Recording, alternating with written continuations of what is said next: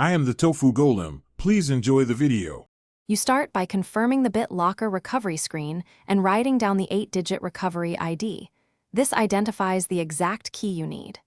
Next, use a second device to sign into your Microsoft account or search Active Directory. This is where the key is stored. If the PC is domain joined, make sure you contact IT now.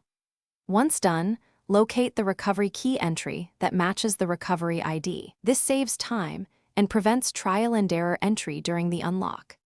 You now retrieve the 48-digit recovery key from the correct storage location. If you used a personal Microsoft account, open Devices, select your device, and view BitLocker keys. For on-premises AD, open Active Directory users and computers, find the computer object, and view the BitLocker tab. For Azure AD/Intune, use the portal to fetch the key. Make sure you copy the full 48 digits exactly. Small mistakes cause failures.